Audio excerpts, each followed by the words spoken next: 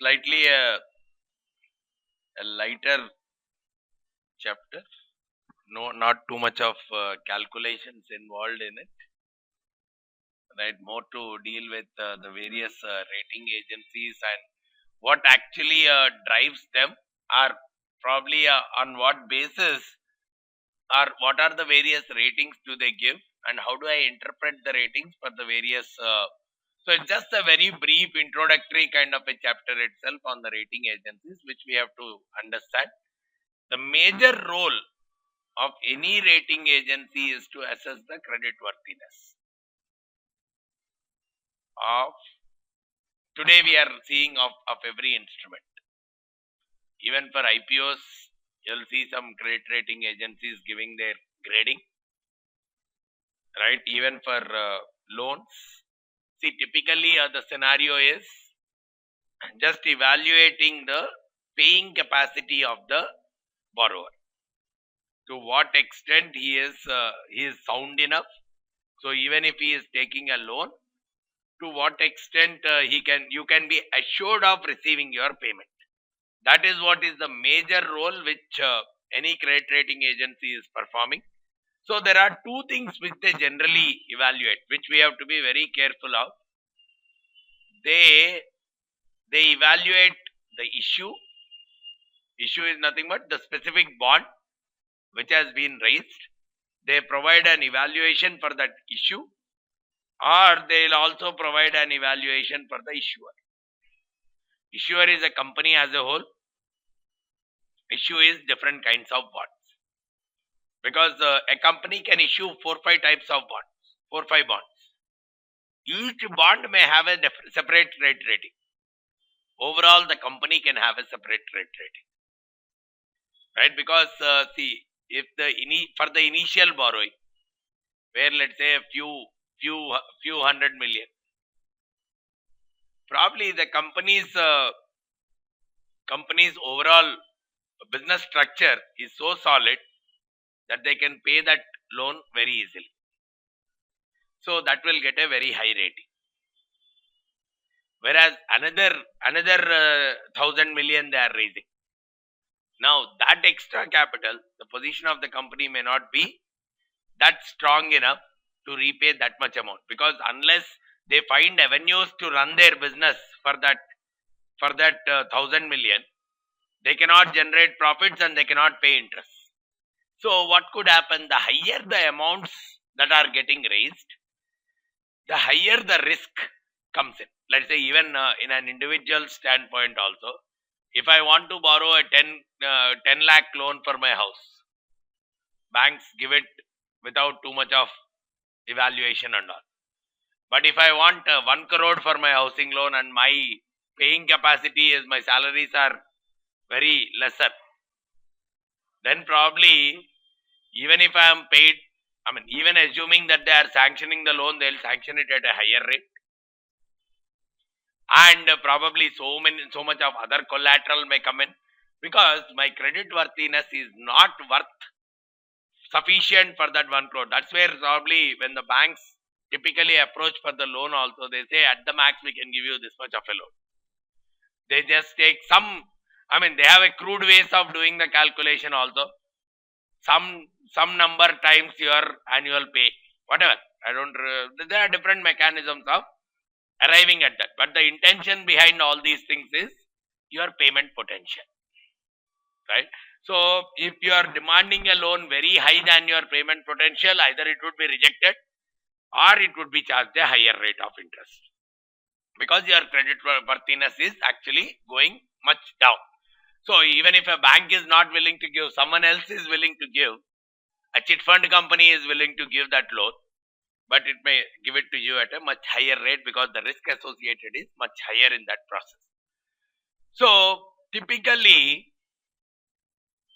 the intention is to inform the investors or lenders about the ability of the company to pay the interest as well as the principal. And today, not just the companies, everyone is preferring themselves to get rated. A borrower themselves, the companies are willing to get themselves rated For the simple reason, probably if their rating is higher, they will get the loan at a much cheaper rate because they can use it as a brand. Our credit rating is this much. So probably they can get an access to the capital at a much cheaper rate. So from that perspective, the borrowers want to get themselves rated. The lenders want the ratings of the borrowers so that they can assess which borrowers to typically lend money to and which they can omit. Depending on their risk taking level, probably the banks, they are the lenders. They are assessing the credit worthiness of so many companies so that they can decide what should be the mix of their portfolio. They cannot choose all safe kind of people. They may try to look at some risk taking, some safe. They can create a portfolio around it, right? And even the regulators today are deciding so many things based on the outputs which the rating agencies are given. That is one of the prime reasons even contributing to the subprime crisis also. Even it's a big well-known fact that rating agencies have contributed majorly to the crisis because of their formulas and algorithms, whatever they have used. So regulators, they depend very heavily on the output which is provided by the rating agencies, like margin requirements in futures market, or for that matter any forward market in the interest rates or any of the stuff. Today even the minimum capital requirements for insurance companies, banks, they are all based on the rating agency's output itself, right? Typically when we talk about capital adequacy ratio, which has to be maintained by the bank, again a rating agency is pitching in there and giving one rating corresponding to it based on the capital adequacy ratio. So based on that ratio, probably the banks are evaluating, or the regulator will evaluate, oh, let there be a minimum capital requirement of something. So based on what the rating agencies are giving, there are so many people using that information. But typically there are some nationally recognized rating organizations. Only the data from these kind of participants are typically taken by the regulators and all, though there are so many local players working around, but these are the three which are nationally recognized. So Moody's, S&P and Fitch. And here we need to understand a few terms, primarily a rating scale. Rating scale is nothing but it looks something like this. They divide the total investment, they divide the total ratings into an investment grade bond and a speculative grade bond. So they start right from AAA rating, AAA, AA. So S&P, this is the S&P mechanism, this is the Moody's mechanism. So the commonality is AAA, AA, BBB, BBB, CCC, like that it goes in S&P. Whereas in case of Moody's, all A's with a 2 small a's is equal to AAA, 1 small a is equal. So the appendix they put is 2 a's, 1 a, no a. For capital A, 2 small a's is like AAA, 1 small a is like a AA, and no small a is like a A. Same thing will go with B grade. B with 2 a's is like BBB. B with 1 a is like BB, something like that. So there is a consistency across. I mean, in the only the terminology is different, only the wording is different, but the meaning remains the same across. And apart from this, both of them, they use some more appendix. S&P uses plus, no change, minus. Like probably for AA, they put 3. AA plus, AA minus. 3 ratings they give. Just slightly this side to slightly this side kind. So the plus and minus are accompanied to each and every rating, not at a AAA layer, but from AA layer onwards. From the second layer onwards, there is always a plus and minus associated. Whereas these guys, they go with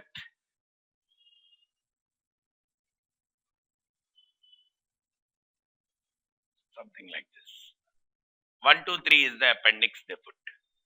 For plus, neutral, and minus, they put 1, 2, 3 kind of a rating. So finally, simply looked at the investment grade goes up to triple B and above, which means these are good. I mean, these companies have a very good chance of repayment.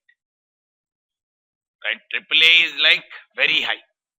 Probably the default rates are ignorable kind of thing for those kind of companies or for those kind of issues, bonds. The default rates are completely ignorable. There is a high, very, very high chance that you will receive both your principal and interest on time. Whereas up to triple B, I can still go ahead and treat them as investments itself.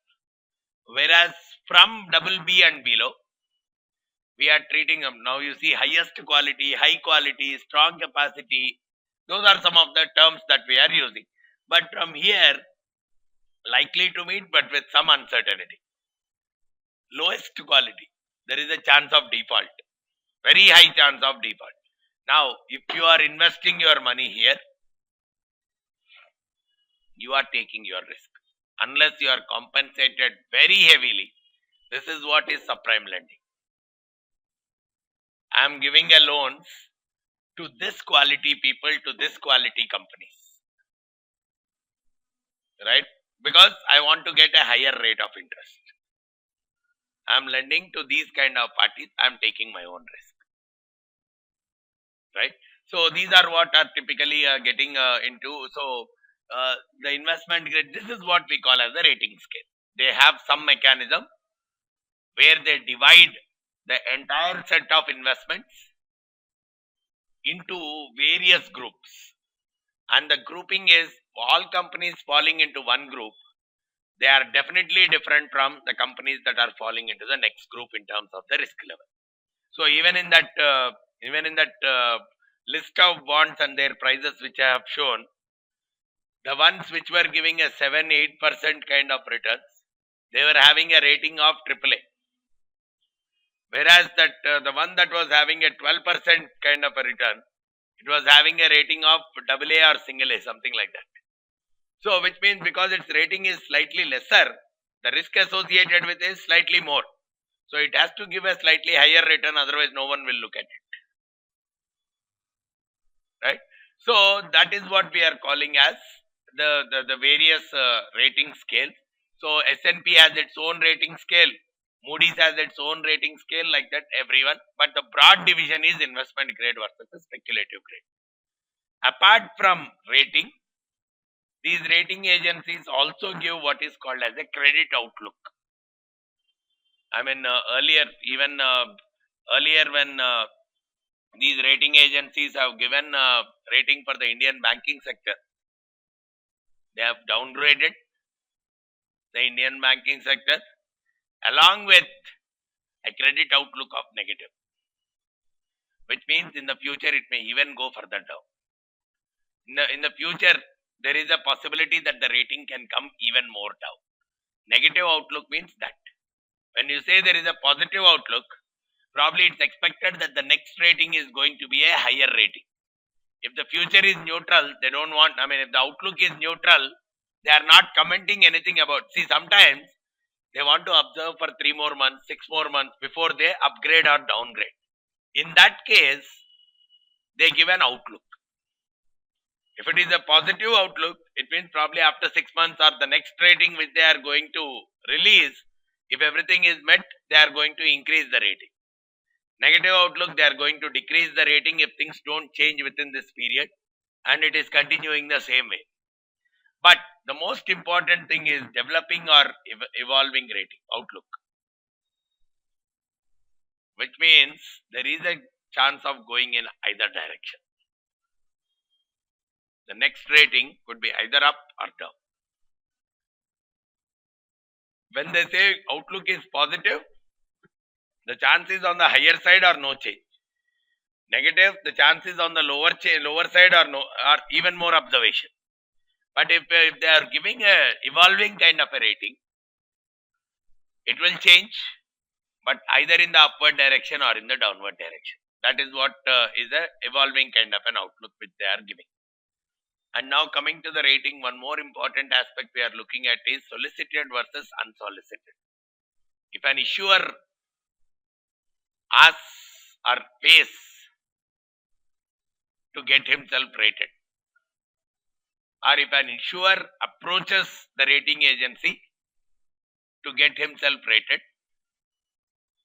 to get the company rated, we are calling it as solicited rating. Most of the times we'll see solicited ratings itself. But we also see unsolicited ratings, which means the rating is done purely by the rating agency without any involvement of the issuer. Which means the rating agency has taken up the project. No one has asked it to do the rating, but rating agency itself has taken up that assignment and it has started doing the rating process. So in that case, the agency need to disclose that this is a completely unsolicited kind of a rating, and it always gives an opportunity, whether it is solicited or unsolicited, whatever is the rating, there is a meeting that is held between the rating agency and the company, a discussion that is held, so that whatever the rating agency has given, the company can challenge and appeal, and probably it may result in modification of the ratings also.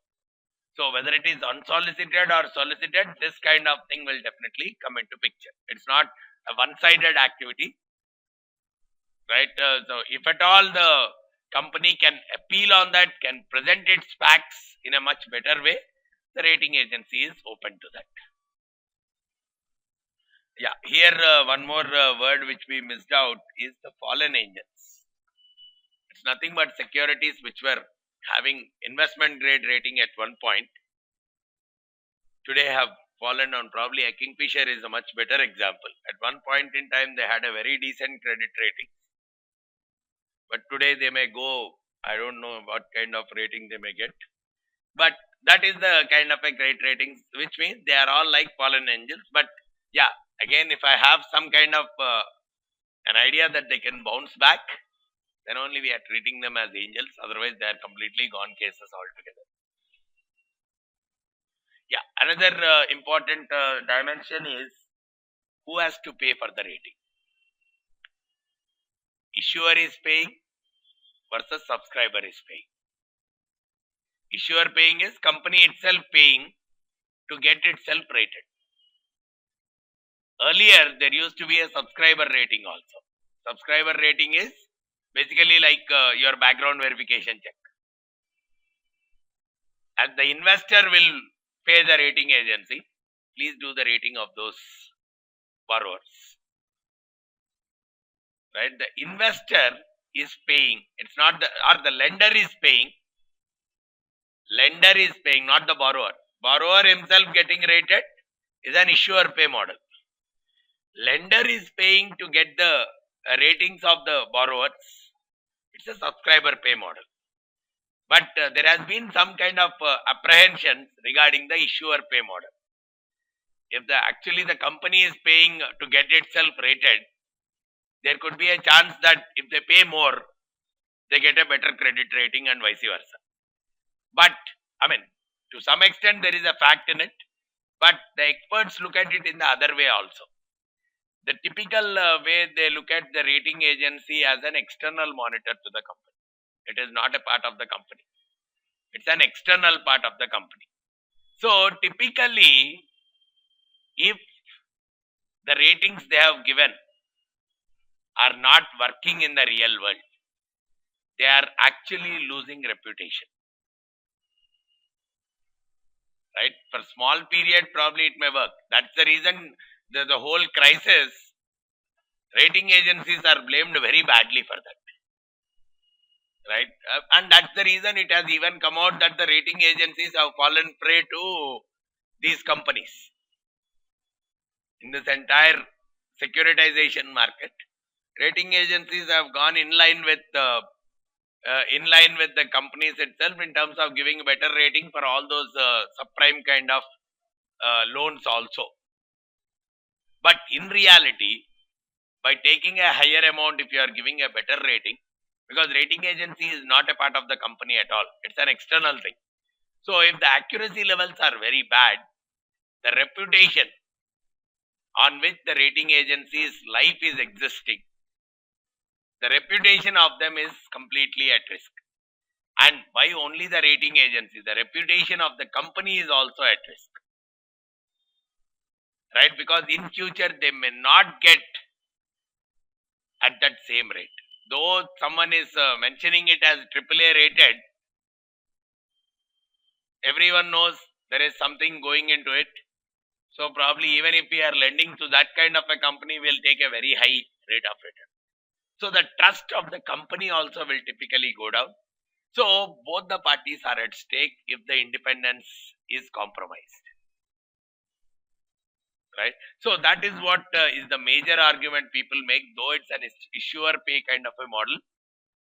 Though the person, the company itself is paying to get itself rated, but still there is no harm, because both of them are selling their reputation in the process. And that's the only major thing which is running this entire process. If a rating agency's reputation is at stake, no one will approach the rating agency. No one, even today, regulators are depending very heavily on the rating agencies. Now, if their reputation is very much bad, obviously no one will start taking their ratings, and probably their whole business is lost. So from that standpoint, whatever the algorithms which they are designing, though that's a proprietary thing for the rating agency, no one will reveal their algorithm. On a broad scale, everyone knows they take some industry related factors, they take some economy related factors, they take some company related factors, but in what proportion they take what is the complete difference. See, that's the reason probably different rating agencies give different ratings. Right? Probably the best example is US rating of US 2 years back, US economy itself. S&P has downgraded, Moody's. Okay, one of them have downgraded the US economy from AAA to AA plus. The next day itself, the other has given a stable rating. Probably the algorithm, or it could be a reputation part, or whatever it is. On day zero, when one company has downgraded out of these two, the other has given a stable rating tomorrow itself. Or probably very recently the Indian banking sector also 1 year back. One of them have downgraded it, the other has upgraded it. So the algorithm which each one of them is using is different, and no one will release that typical algorithm. But we all know that it is based on economy, industry and firm specific inputs. So some of the key things which are typically looked at, all these from an economy industry perspective, the business risk associated with the business, right? The industry characteristics, competitive positioning, how good is the management, right?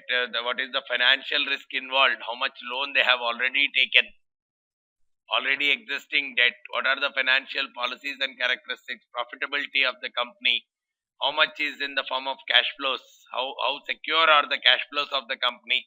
So there could be various things that could be pulled from the financial statements of the company to issue a rating. But if they are sovereign bonds, which means the rating is not on corporate bond but at a country level itself, few more things are being looked at in addition to all these. What is the political instability in the country, right? Or it could be social, economic, all these, and how good is the integration with the global economic system. So probably how good various investors from various parts of the world are connecting to this particular country's investments. So all these things, they indicate that the ratings, whatever they are giving, they are very highly correlated with the default rates. If they are given, even, comparing it with the actuals, companies with AAA rating, In actuals also their default rate was much lesser. Double A next, A less, which means the companies are feeling, the rating agencies have felt that their algorithms are much more intact, because the number of defaults that are happening in each of the groups is more or less correlated with the credit ratings. Higher the credit rating, lower the chance of default, and vice versa. They are able to see that kind of relationship in the real world, even with respect to yield spread also, because higher the risk, higher should be the return they have to give.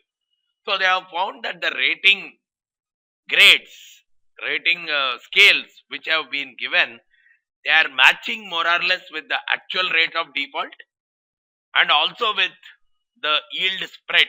Yield spread is nothing but the difference between the returns which they are giving versus a risk-free instrument. Right? So compared to a treasury bill, how much extra return they are giving, because that extra return is just because of the risk that is inherent in the security. So from a corporate bonds standpoint also, it is clearly observed that they are inversely related and ratings change but are fairly stable. There is a good chance that a company which is being given AA rating at the beginning of the year, it may still maintain the AA rating at the end of the year. Hardly 5% may go up, another 5% may go down, but probably 90% may still stay at the same level itself. That is what we are meaning by stability. Where whatever is the model which they are designing, it should not so happen, because the companies don't, the performance don't change drastically overnight, right? So even the rating mechanism, the rating scale which is being given, that should also be more and more stable. So though it changes, but not for every company every day kind of stuff, right? Some few extremely bad or extremely good performing companies, they may either jump to the next lower grade or someone to the next higher grade, but not a very drastic jumps on a regular time period. But what we typically see is, between the investment grade and the default and the speculative grade, from a triple B rated to a double B rated kind of instrument, there is a huge change in the interest rate, because the set of investors are completely differing between these two. These are highly risk-taking kind of investors who are more from a speculation standpoint, whereas these are the people who are looking at typically from an investment standpoint. So the mindset of these two investors is extremely different. So between these two ratings, you see there is a big difference in the interest rates also. Right? Probably from triple B to triple A, small increments. Similarly, double B to C, D, again small increment. But this is the space where the gap is much larger. And in reality, rating agencies, they look at, regulators, whatever the rating agencies give the rating, it is typically looked at as equivalent across the agencies. But reality today, we are observing some agencies are giving a lower rating, some agencies are giving a higher rating. The dependence typically is because of the fact that all of them are thinking, though they are thinking from different dimensions, all of them at the end are giving the same output. That is the typical mindset of the of the regulators. So though the algorithm which they have used is different, because no one reveals what is their algorithm. Though the algorithm that they have used is different, but the end result is more or less the same. So probably if we take the input of these rating agencies, we can decide the limits and various other stuff. And they also assume that the ratings more or less remain static. But what has happened in the recent crisis, all these scenarios got bounced. For large number of companies, the ratings got very badly affected. So it looked as if there were sudden jumps which means the algorithm of the rating agencies came into a big question, because whatever the formulas they might have used, they were working well in case of normal markets or slightly fluctuating kind of markets, but in such kind of heavy drastic fluctuations kind of markets, their algorithms also could not work well. Or there was a other side which people talk about, they have given the ratings as per the payments which they have received from them. So whatever is the case, the algorithms of the rating agencies got into a question mark. So from the regulators standpoint, now they are putting more and more stress in terms of working very closely with the regulators. And if at all different rating agencies are giving different kinds of ratings, even from a regulator standpoint, this is one of the biggest problems. They take the highest rating. If one of them have given a AAA, the other is given AA plus, regulator is looking at it from a AAA rating perspective, not a AA plus. That's the reason there is a possibility of an upward bias, because the regulator is looking at more stable compared to a risk that is involved. So because of that kind of an approach, also there are problems, and that is what can result in an upward bias in terms of analyzing the riskiness of the companies. So in the recent economic crisis that has occurred, some of the lessons that are coming up is more and more involvement with the rating agencies. Regulators should constantly get involved with the rating agencies, because if everything is left to them, there is a big possibility of collusions and all these things. So on a regular basis, their algorithms, everything are being monitored by the regulators, and the scrutiny has increased. And there is even from a rating agency's perspective, now it's an opportunity for them to come out with new formula, new algorithm, so that it can cater even to these extreme kind of fluctuations that can come up. Probably this is the time for some of the rating agencies to really make a bigger mark and make a bigger brand in the market by coming out with the updated algorithms and updated formulas, which can really rate the companies even if these kind of extremities are going to come up in the economy. But one thing is for sure, the rating agencies play a very key role in the entire financial market transaction. So even after the crisis, there is a lot of lookout for rating agencies itself. But the rating agencies themselves, they have to work on improving their algorithms and improving their processes, so that their outputs are much better and communicate a better meaning to the investors. Right?